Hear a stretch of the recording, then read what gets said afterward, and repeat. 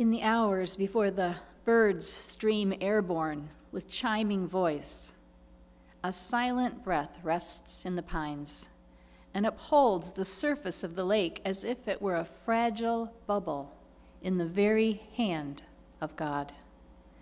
And I think this is how we are called, to cup our own hands and hold this peace, even when the sirens begin, even when the sorrow cries out old and gnarled, even when words grow fangs and rend.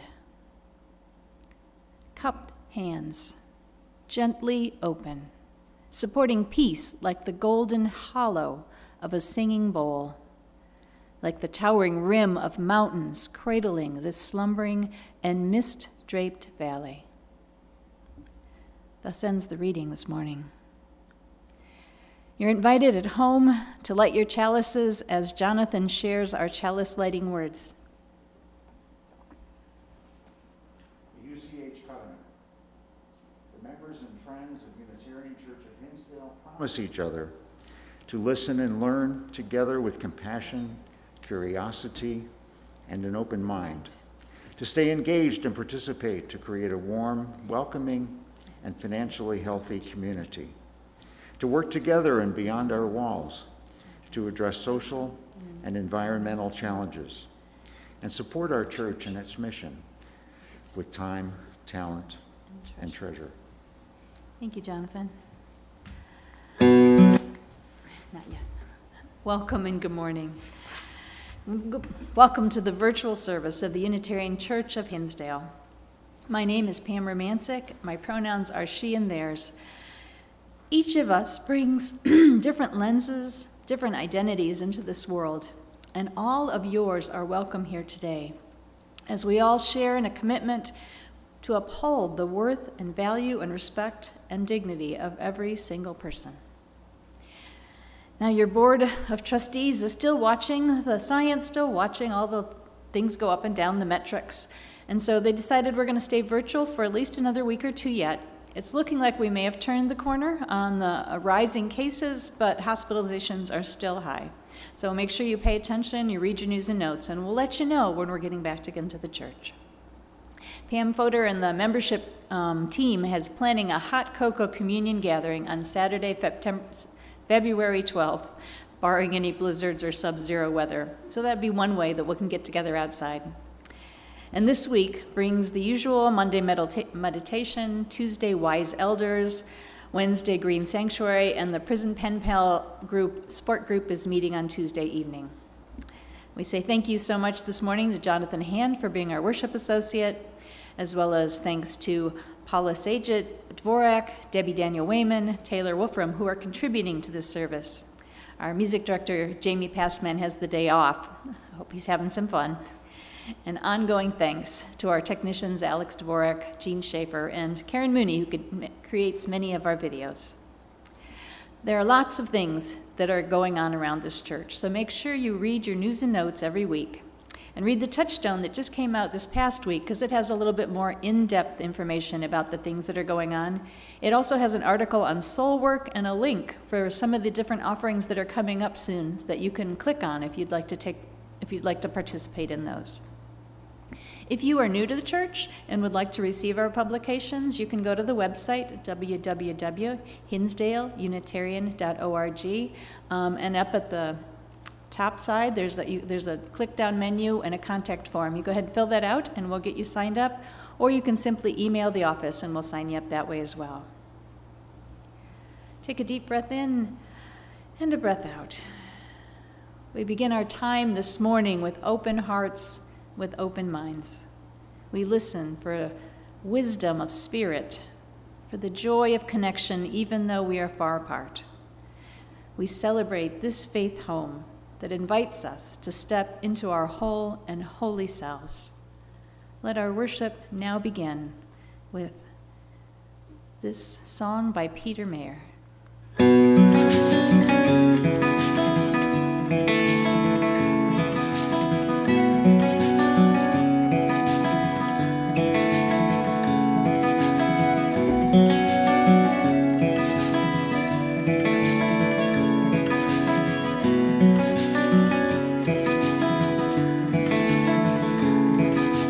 the ever-shifting waters of the river of this life, I was swimming, seeking comfort.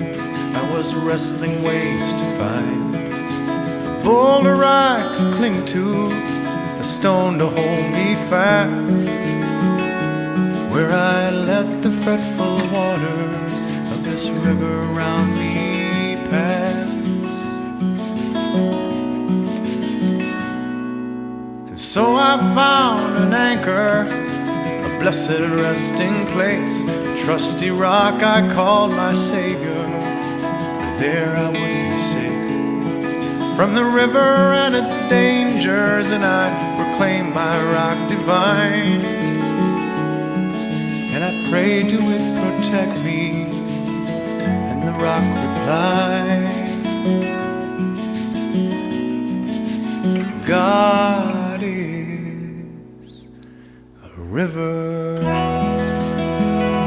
not just a stone. God is a wild raging rapids and a slow meandering flow. God is a deep and narrow passage, a peaceful sandy shore. God is a river swimmer, so let go.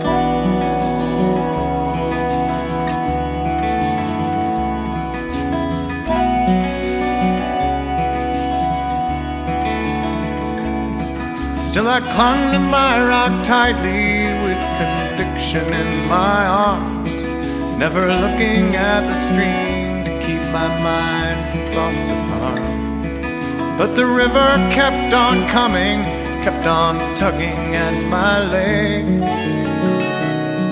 till at last my fingers faltered and I was swept away.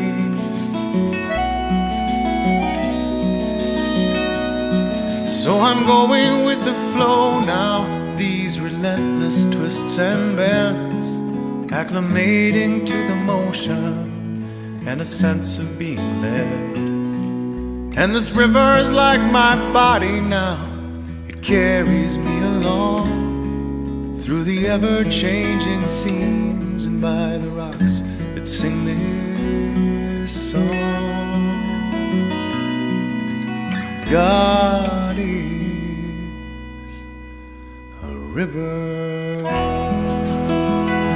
not just a stone. God is a wild raging rapids and slow meandering flow. God is a deep and narrow passage and a peaceful sandy shore. God is a river swimmer, so let go. God is the river swimmer.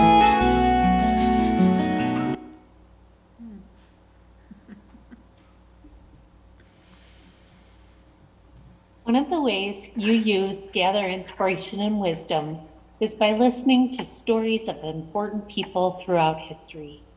You might say they are our heroes and heroines because they believed in something important and worked to make the world a better place. Today's heroine is Gaara Devi. She was an 8-year-old girl who lived in the early 70s in a small village at the bottom of the Himalayan mountains in India. This young girl helped save a forest of trees. She listened carefully as her mother told her that the trees of the forest were like their brothers and sisters. The trees provided shade for plants and flowers and berries. They were houses for birds and animals. The roots of the trees were like hands that held the earth to the side of the mountain and held the water from the big rains and melting snow. Without the trees, their village would be washed away. When Gaara saw an army of men with axes marching towards the forest that she and her village loved, she knew she had to do something. She ran to the center of her village and rang the huge gong to call all the women and children from their houses. The women and children ran to the forest and hugged the trees.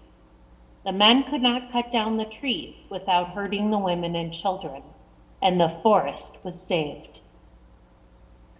The story of the mounted women and children spread all over India and created an outcry for the protection of the Renai forest.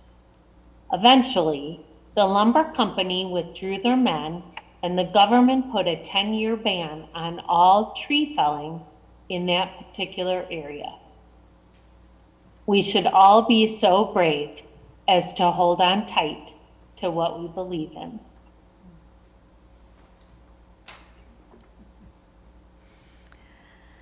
Thank you, Pam. And this is the time in our service where we offer a moment of gratitude.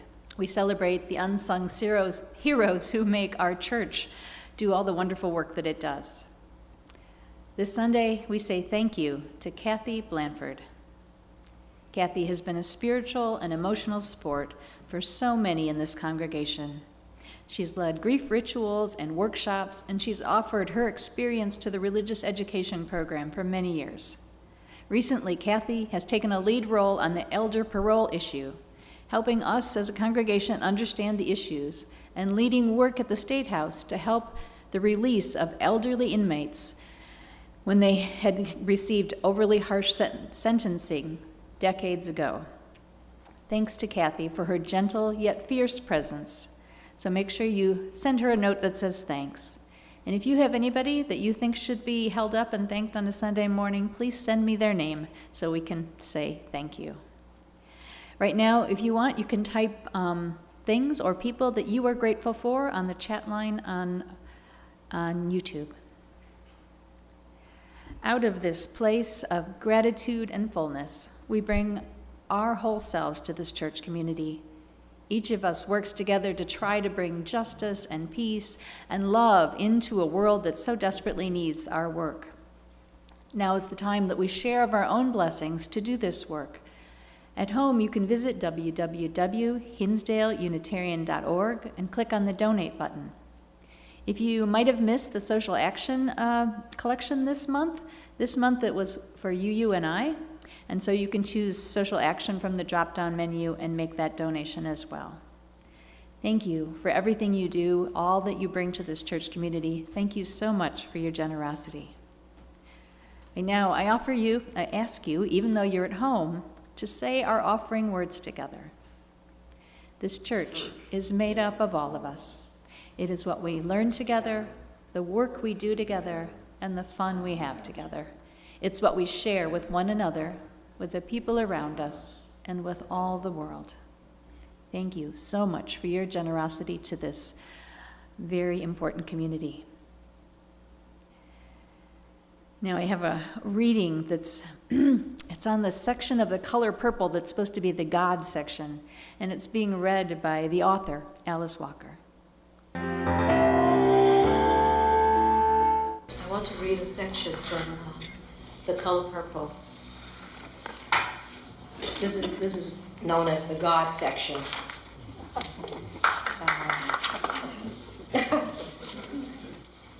Dear Nettie, I don't write to God no more. I write to you. What happened to God? I shook. Who that? I said. She looked at me serious. Bigger devil as you is, I said, you're not worried about no God, surely. She said, wait a minute. Hold on just a minute here. Just because I don't harass it like some people does know don't mean I ain't got religion. Well, what God do for me, I asked. She said, see me, like she's shocked. He gave you life, good health, and a good woman that loved you to death. Yeah, I said, he give me a lynch daddy, a crazy mama, a low-down dog, or a step-pa, and a sister I probably won't ever hear or see again. Anyhow, I say, the God I've been praying and writing to is a man, and act just like all the other men's I know, trifling, forgetful, and low down. Trifling, forgetting, and low down. We're exploring the different faces of God today, and that was just one. Now we'll have a reading from Jonathan Hand. Good morning again. This is a reading from a very famous German poet, Rainer Maria Rilke. It's called The Vastness of Connection and has been translated by Joanna Macy and Anita Barrows. Bereft of knowledge before the heavens of my life, I stand astonished. Oh, the great stars, their rising and their setting, how quiet, as if I did not exist. Am I taking part? Do I discount their pure power? Does it rule the movement of my blood? I will yearn for no closer connections and accustom my heart to its farthest reaches. Better to live it with the spine-chilling stars than with the pretense of some protection hovering near. Thus ends the reading. Thank you, Jonathan. Now, I've asked a couple of people that have done some spiritual work in our congregation to offer their reflections, and we're going to start with Debbie Daniel Wayman. Whoops, there she is. Good morning.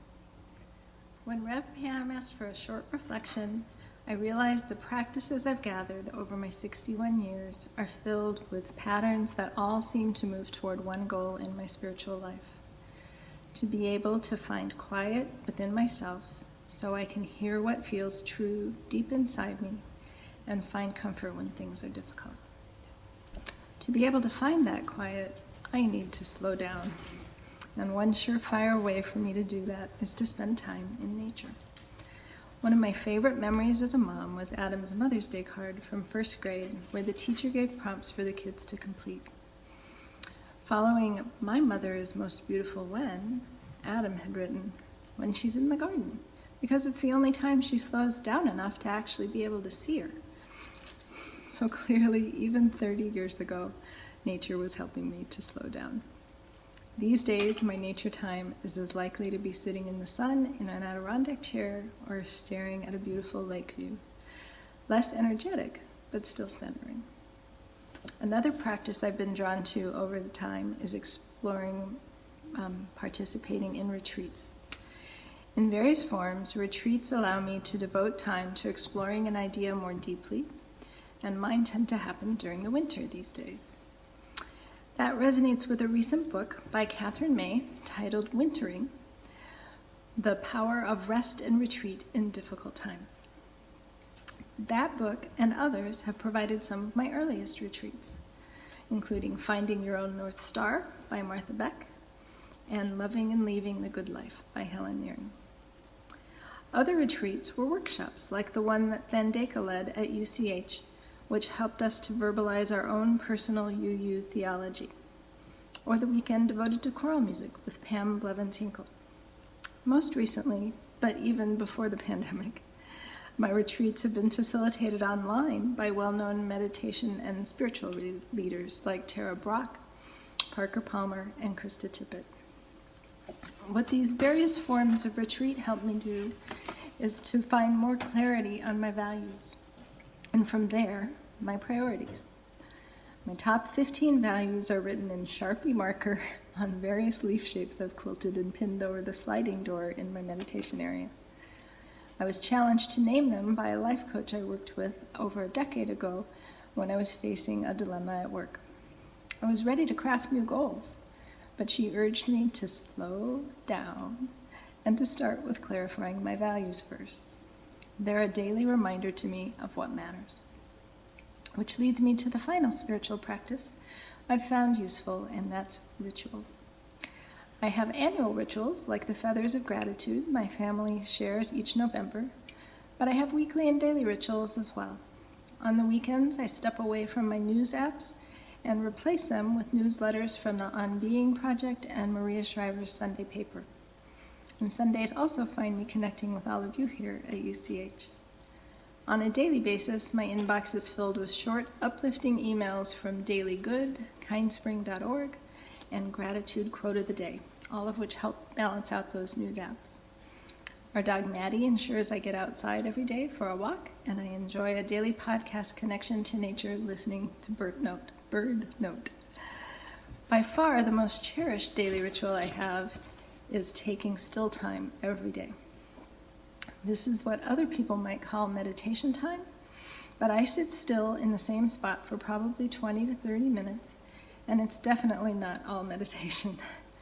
My time includes lighting a candle with a prayer for compassion from Kuan Yin, and reading in a day book with time for reflection, writing in a gratitude and intention journal, a poem, reading those values leaves I spoke of, and closing with a loving kindness prayer and a few yoga-like movements before blowing out my candle. It's the quietest time of the day year-round for me, and I treasure it. I've read that ritual requires intention, attention, and repetition, and each of my spiritual practices fit this. Time in nature, time in retreat, and time with ritual. My values are more clear as a result, and I can name those top 3 leaves that I look at every day easily. They are kindness, connection, and joy. Thanks to each of you for the connections that you bring to UCH and that bring me joy, and help us all take a kinder version of ourselves out into the world. Thank you so much, Debbie. We now enter a space of meditation and prayer together. I invite you to settle into your chairs, to take a deep breath in, a cleansing breath out, allowing any anger, any frustration, any anxiety that might rest in your body to flow down throughout the bottoms of your feet, allowing space to be there. We're going to have some words from the Reverend Wayne Arneson. O God, whom we know as love, we gather here this morning as seekers and finders, as creators and destroyers, as givers and receivers of love. From the day of our birth, we have asked for love, and yet as we grow and change in time, we realize how little we really know about how love is given and how to grow within its nurture. Help us recognize the love that surrounds us and is in all of us, in our being. Help us to understand that we can be perfect channels for that love. Help us to see ourselves as the loving people we are and we can be. In silence now, bring to the mind's eye people that you have loved and continue to love. People who are not here with us today, but whose love we carry with us.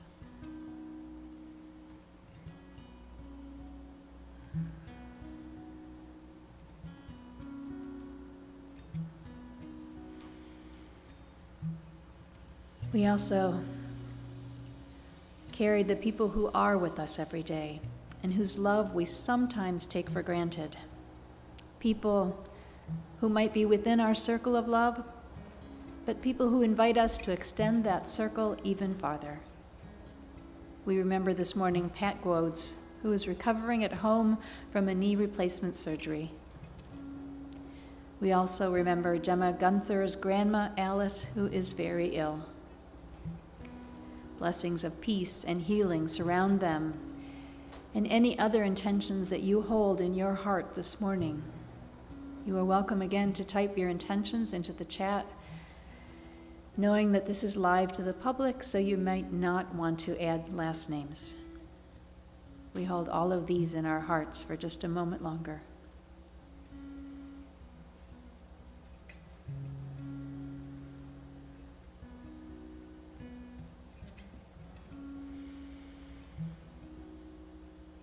In returning from silence, we ask that our hearts might be opened to all the names and faces that have crossed our mind. We ask that old wounds be healed, that constant joys be celebrated, and that the love we share with the people in our lives may be our abiding teacher. Amen.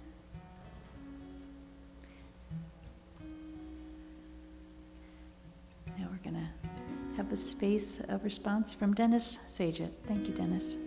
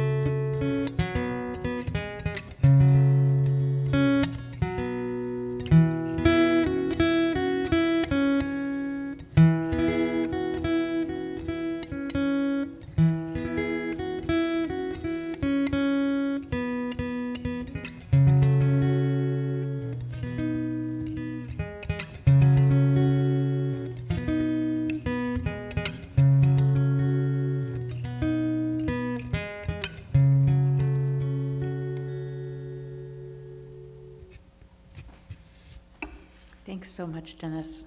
Now I invite Dennis's daughter, Paula, up to give our second reflection.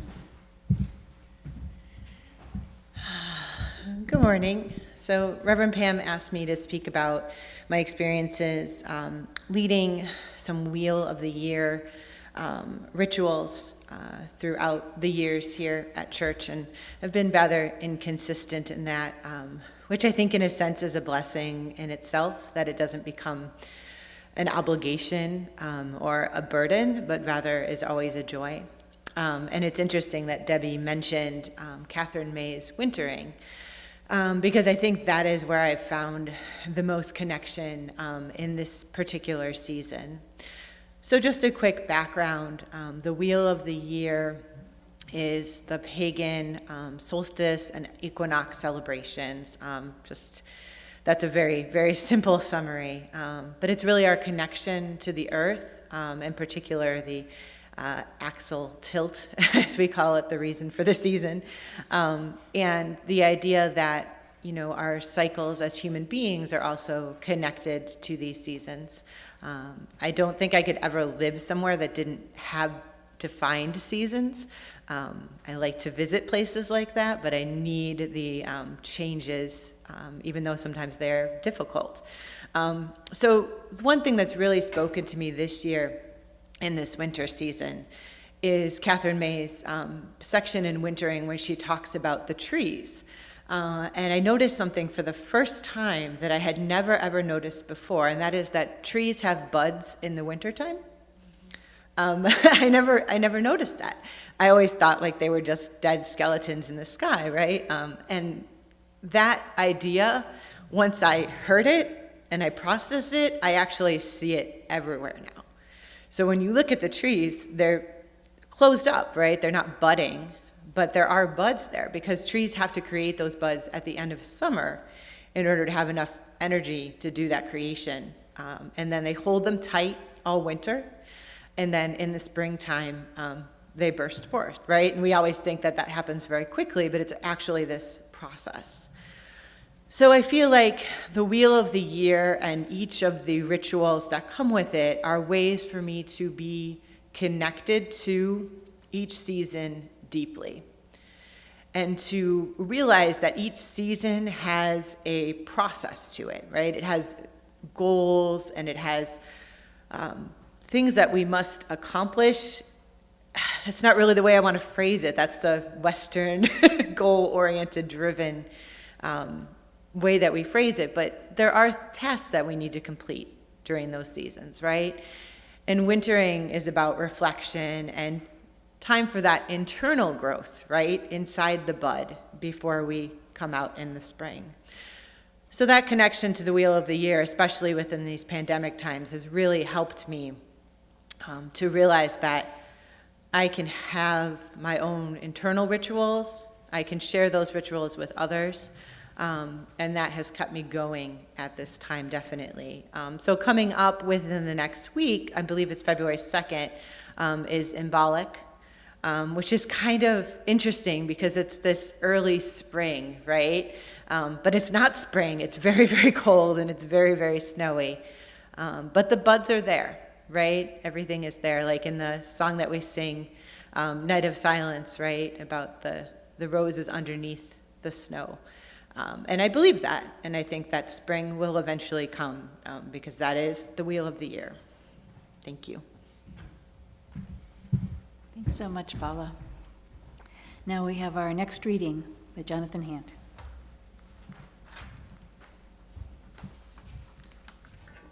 This reading is by the Reverend Sarah Movia Schur. It's entitled Emmanuel. Emmanuel means God is with us. Who is your Emmanuel? Who is your God is with us? The one you were promised, the one you've been waiting for. For the ancient prophet Isaiah, he was a boy soon to be born who would guide the people of Judah back to peace and harmony with God. He would bring hope for victory and greatness in the tribe. He would be a gift from God to his chosen people. Who is your Emmanuel? Who is your God is with us? For some, he is Jesus of Nazareth, the baby in the Christmas story who grew to a remarkable teacher with the Jewish people, whose ideas about love, forgiveness, and justice changed the world forever. Who is your Emmanuel? Who is your God is with us? Perhaps your Emmanuel is a political leader standing for the rights of the oppressed, a Martin Luther King, a Gandhi, a Mother Teresa. Perhaps in their work with people you feel God is with us. Who is your Emmanuel? Your God is with us. Perhaps your Emmanuel is an artist, bringing transcendence to the human spirit and lifting our hopes and dreams into the light. A Johann Sebastian Bach, a Martha Graham, a William Shakespeare. Perhaps in the presence of great beauty and creativity, you feel God is with us. Who is your Emmanuel? Your God is with us. Perhaps it is a child, created from our bodies, the child who is filled with the potential to do every great thing. Your promise from God that the world has hope for justice and beauty. For in the presence of a child, we too can feel that God is with us. Thus ends the reading. Thank you so much, Jonathan. Our next reflection is from Taylor Wolfram. Hi, my name's Taylor, and I'm relatively new to the Unitarian Church of Hinsdale.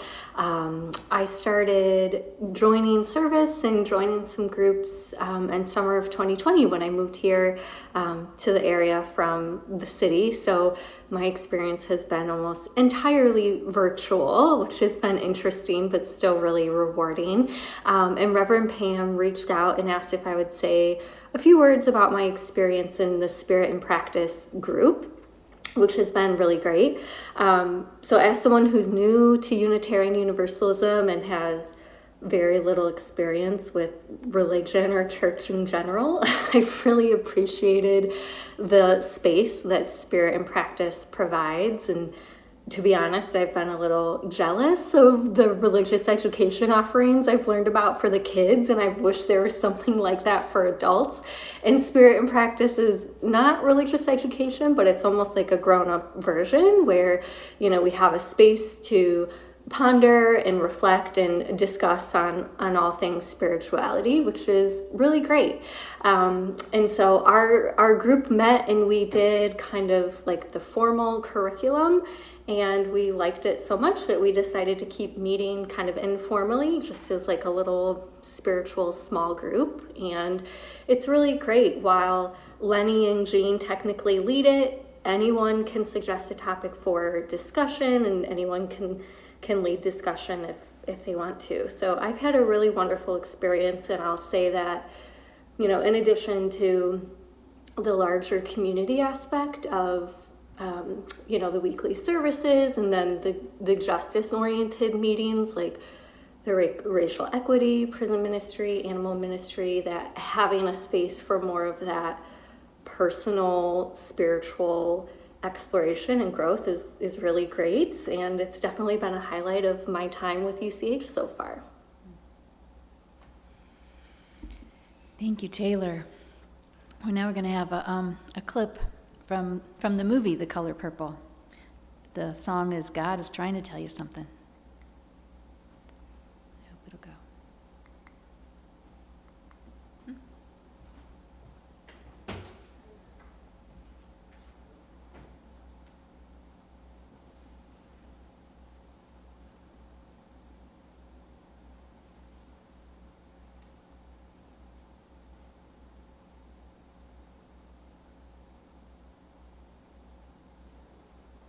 Might need technical help because I don't know why it froze.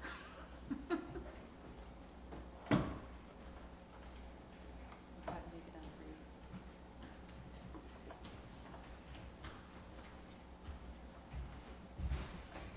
Maybe this died, but I don't know why it froze.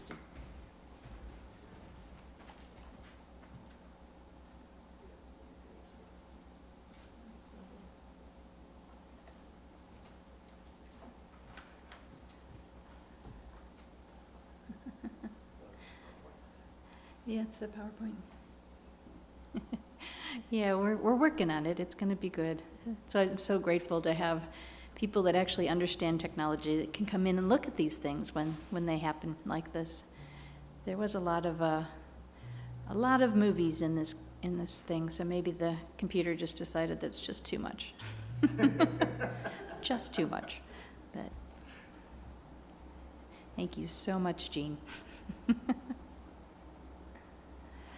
We're doing well.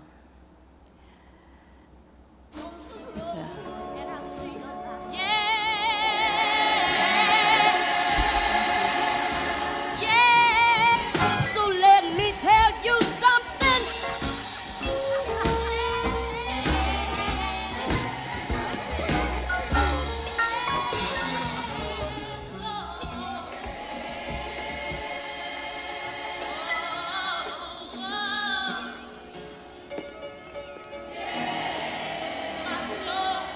My soul says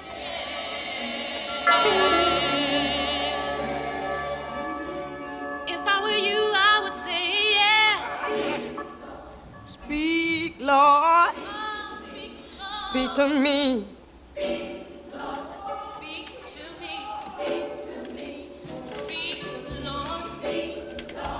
I was so blind. I was so lost until you spoke to me.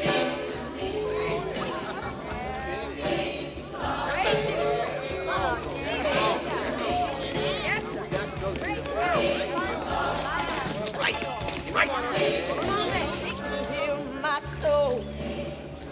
Oh, speak, Lord. Speak to me. Speak, my Lord. Yeah, speak to me. Speak, ooh. Speak. I love you, Lord.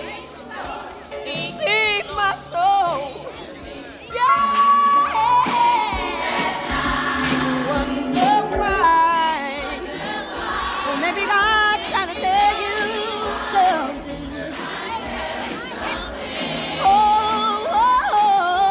cry all night. Something's gone wrong. Baby God.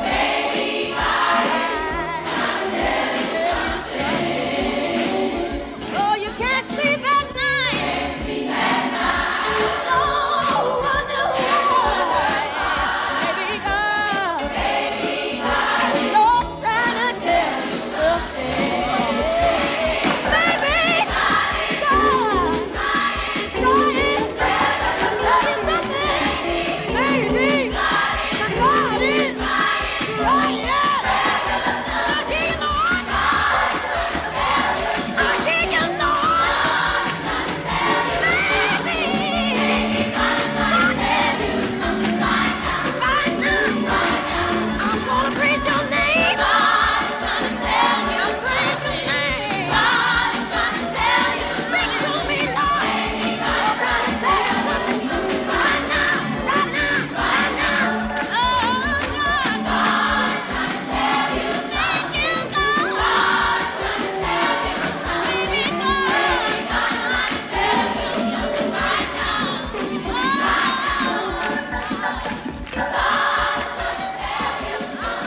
See, Daddy, sinners have soul too.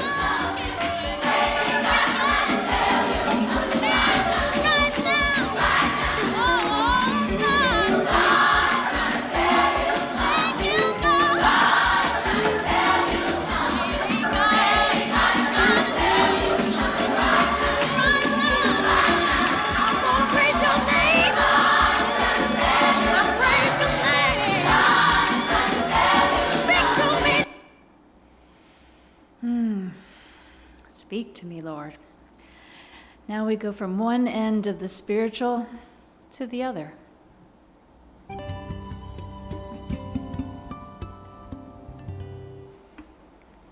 There she is, that's the universe itself. We dwell here. This is our world. These are the hells. These are the heavens. And in the heavens are the gods. And so all is within the mother. Translated into philosophy, She is time, space, causality.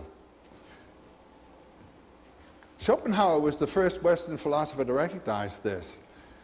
Kant's Critique of Pure Reason, where he sets up the forms of sensibility, time and space, and the categories of logic as being the limitations of our consciousness, had just published his work when the translations out of India began coming in, and Schopenhauer recognized that Maya and Kant's forms of sensibility and categories of logic were the same.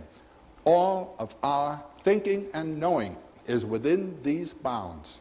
Everything we experience is within the field of time and space. Everything that we think is thought out in terms of the categories of logic and of pairs of opposites. But the ultimate mystery that we seek to know is transcendent of these bounds. And so you ask, is God one? One is a category of thinking. God is not one, God is not many. Is God? Is not categories of logic. It's beyond that. So anyone who thinks he has named God has made the fundamental mistake. He has mistaken his own concepts for their reference.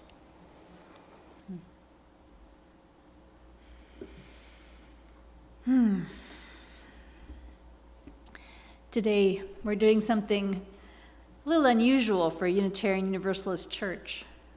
We're talking about God. And if there were people in person here today, there might even have been some shocked gasps around the room. Not because we don't have a lot of people who are connected to that spirit of love and mystery that some people call God, but because we each have so many different ways to understand and be in relationship that we tend to avoid talking about it when we're together so nobody has to feel uncomfortable. In our sanctuary on any given Sunday, we might have Christians, theists, atheists, Buddhists, religious naturalists, pagans, agnostics, and probably many other labels that I haven't even kept up with. These labels we wear try to explain how we understand our relationship with the universe, how we know ourselves to be in relationship with this world,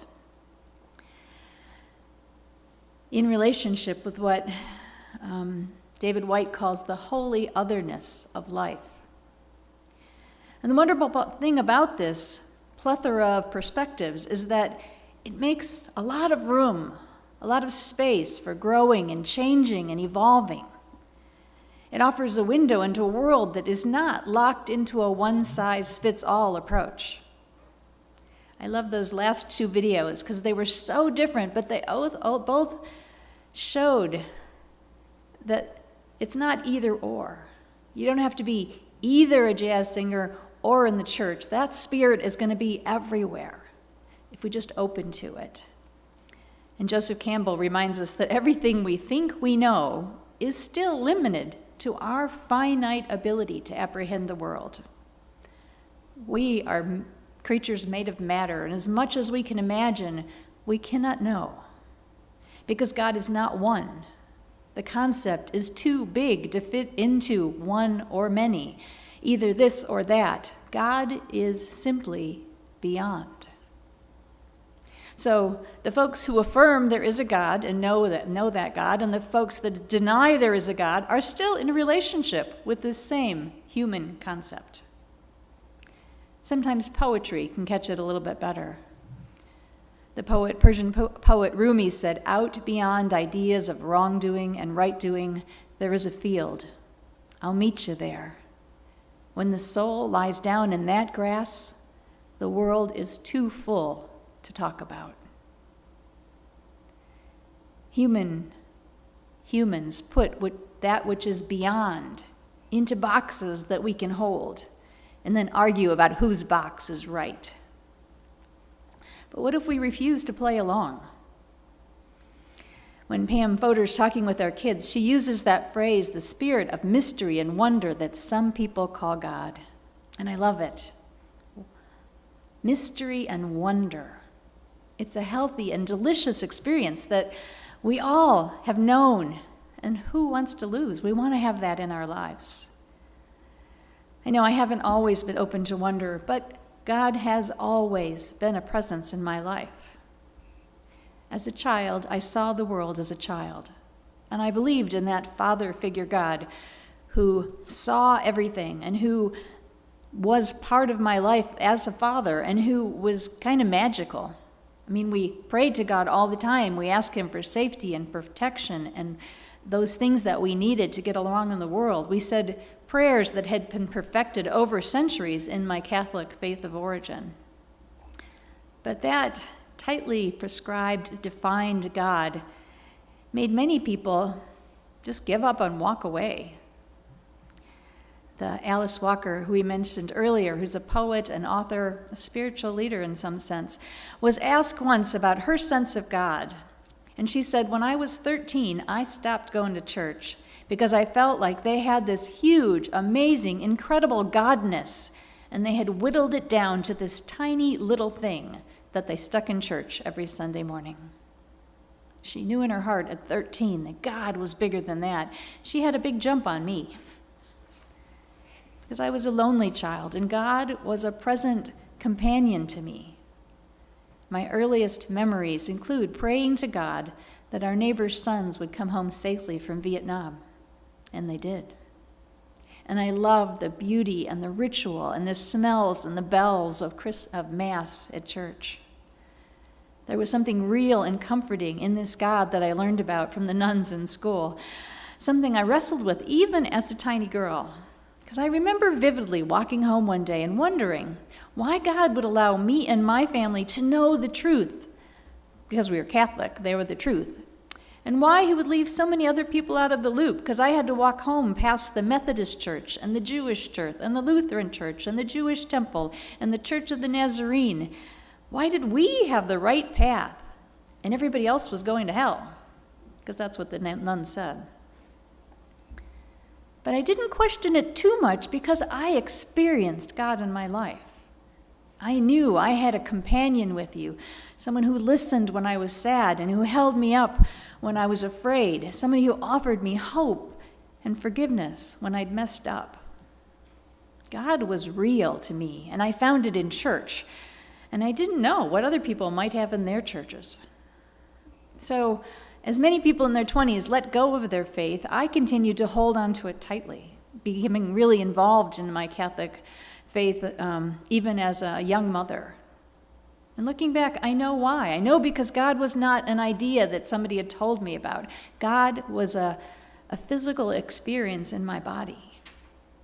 I felt the holy when we were in Mass, even if sometimes it was a stretch to believe that I was as big a sinner as they tried to tell me I was. And I remember praying really hard during the Stations of the Cross, that time during Lent when you go around the 14 stations and follow Jesus' path of the cross. And I prayed so hard, tried so hard to feel like the terrible sinner that I was supposed to be. But in my heart of hearts, I knew that I was loved. I knew that God held me. As much as I tried to feel remorseful and guilty, I could not manage it. And then I got confused as I got older because sometimes I felt that really strong connection to the holy outside, in nature, in trees, riding horses.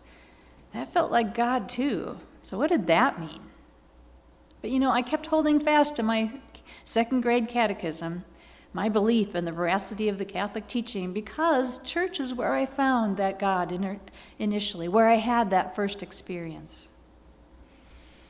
And it worked out okay for a long time, until I found this really deep, dark place in my life. I was in such depression, and things were not working out, even with my strong faith.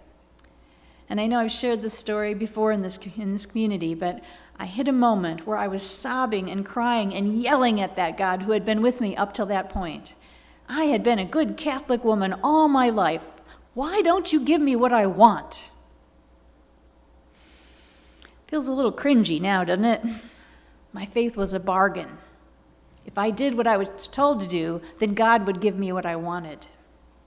That's what I thought I'd been taught. But in that moment, everything changed. in that moment of despair, yelling at God, I got an answer as clear as day. The answer was, why don't you want what you've been given? The words hung in the air as clearly as if they'd been spoken aloud. Why didn't I appreciate what I had?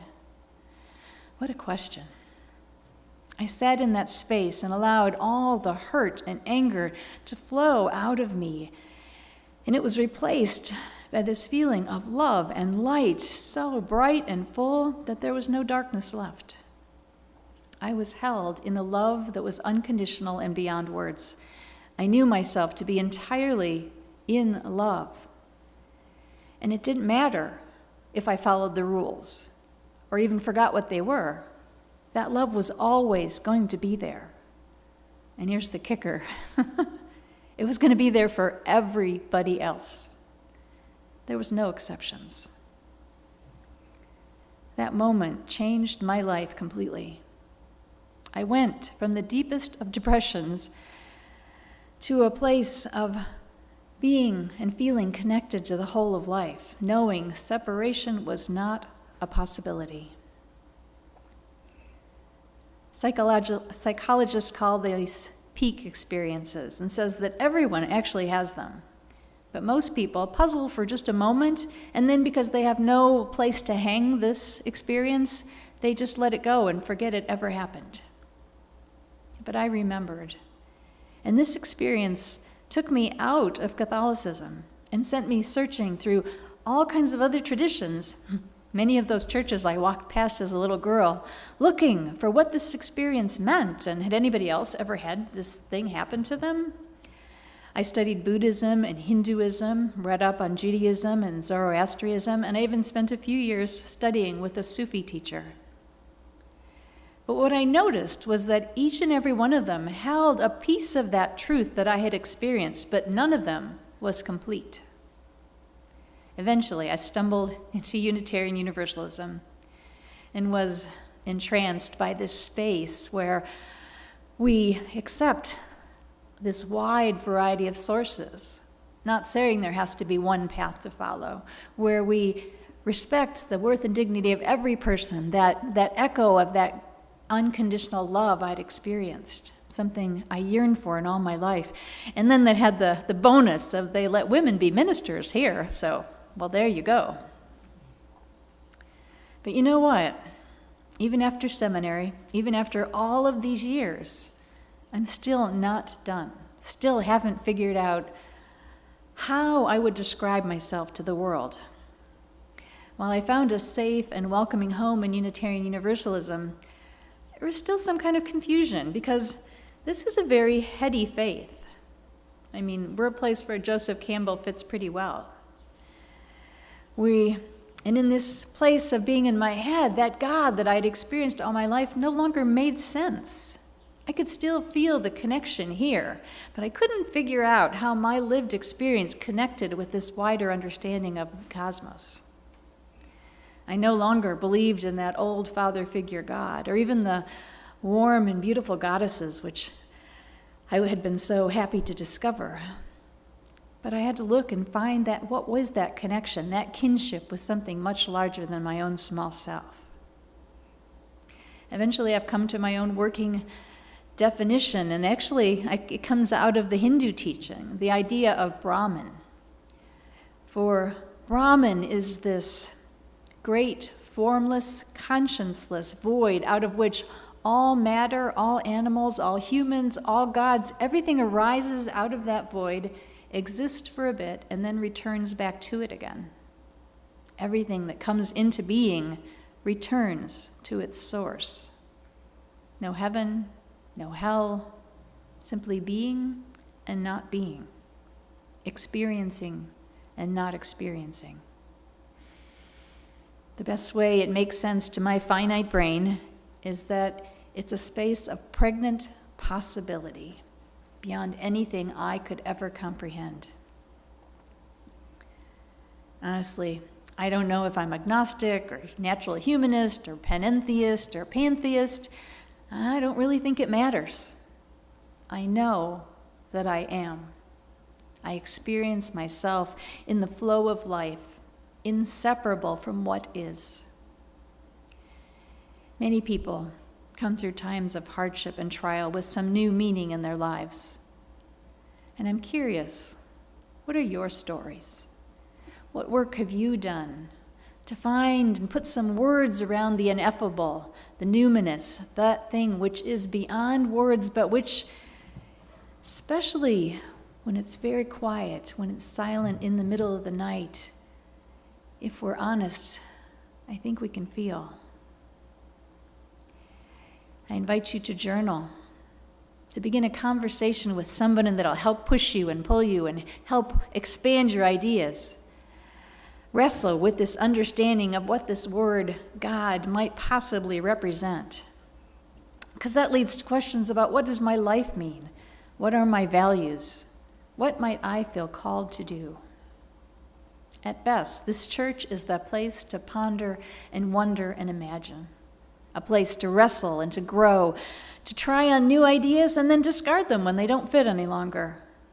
It's a place of possibility, a place of becoming. Now, some folks have rejected the old man in the sky and think there's nothing more to consider. They feel very comfortable. And if you think you have it comforted out, you don't have to worry about it. It can feel comfortable until something knocks you upside your life and you have to look at things all over again. Because saying I figured it out puts a period where a comma might be the very better piece of punctuation. Church should be a place to listen to all of our many parts, our hearts, our minds, our bodies, our spirit, whatever that means. And it's a place to do that strenuous, sometimes excruciating, sometimes joyful work of discovering what this mystery of life is all about.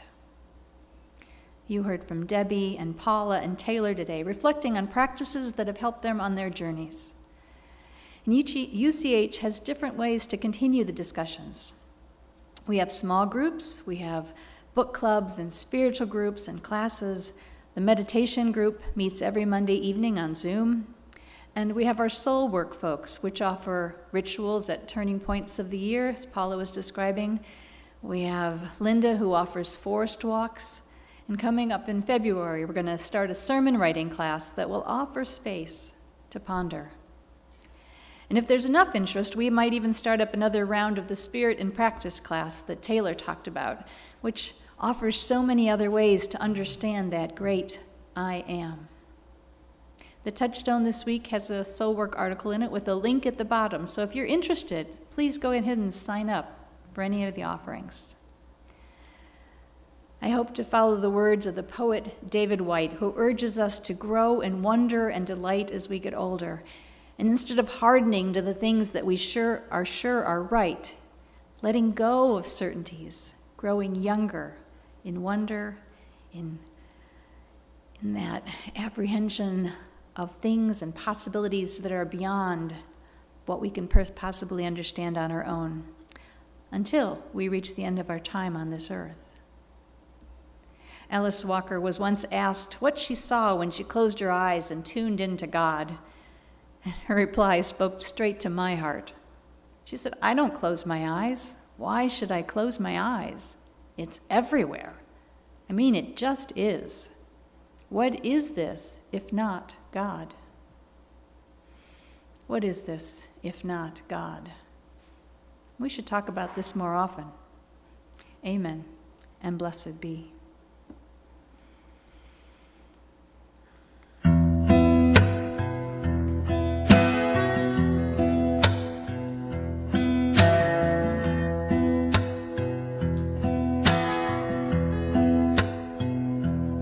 When I was a boy each week, on Sunday we would go to church, pay attention to the priest, and he would read the holy word, and consecrate the holy bread, and everyone would kneel and bow. Today the only difference is, everything is holy now.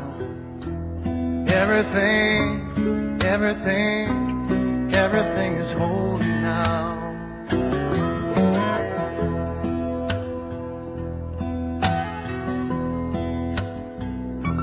And when I was in Sunday school, we would learn about the time Moses split the sea in two. Jesus made the water wine. And I remember feeling sad. Miracles don't happen still. Now I can't keep track, 'cause everything's a miracle.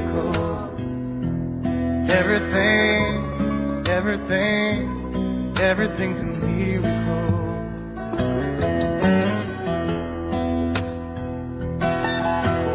Wine from water is not so small, but an even better magic trick that anything is here at all.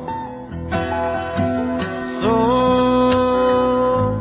challenging thing becomes not to look for miracles, but finding where there isn't one.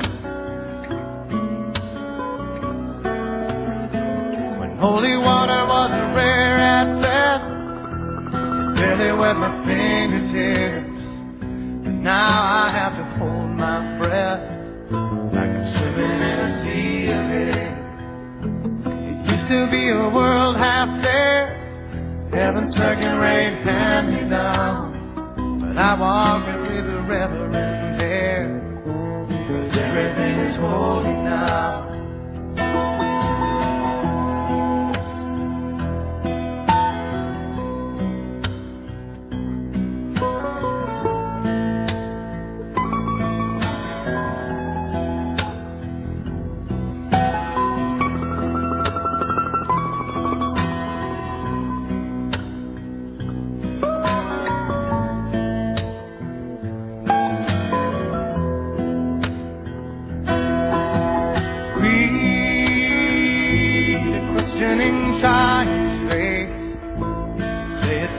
Testament, that'd be very hard to say. See another new morning come, say it's not a sacrament, I just hear that it can't be done.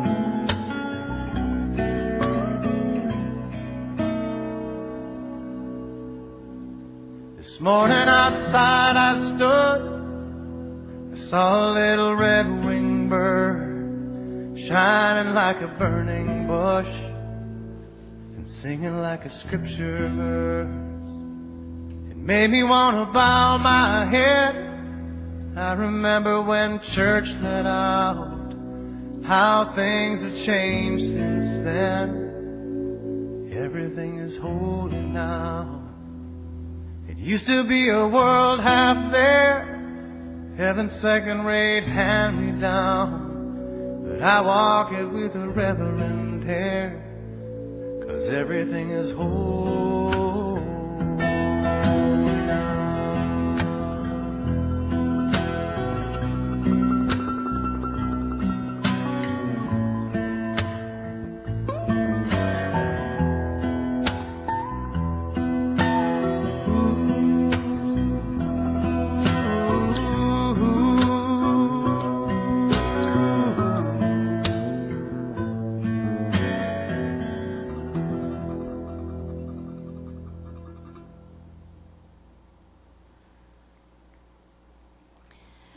I invite you to extinguish your chalices at home as Jonathan leads us in our closing words. We extinguish this flame, but not the light of its truth, the warmth of this community, nor the fire of our commitment. These we carry in our hearts and share with all the world. We have a favorite piece to close out it's our celebration singers singing the one hymn that just seems to me the essential hymn of Unitarian Universalism, Spirit of Life. Spirit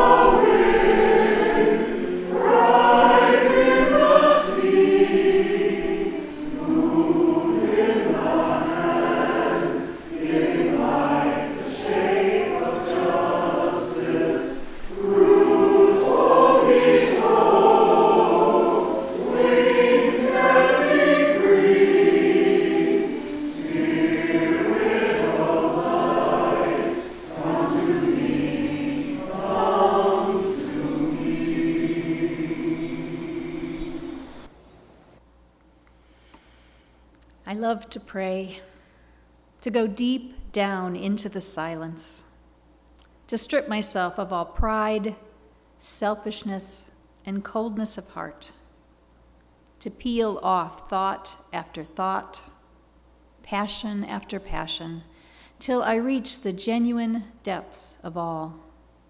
To remember how a short time ago I was nothing, and in a short time again I will not be here. To dwell on all joys, all ecstasies, all tender relations that give my life zest and meaning. To peek through a mystic window and look upon the fabric of life, how still it breathes, how solemn its march, how profound its perspective. And to think how little I know, how very little, except the calm of the silence and the singing in the night. If you want to hold on just a moment longer, here's a bit of joy and invitation from the Sunbeams Choir.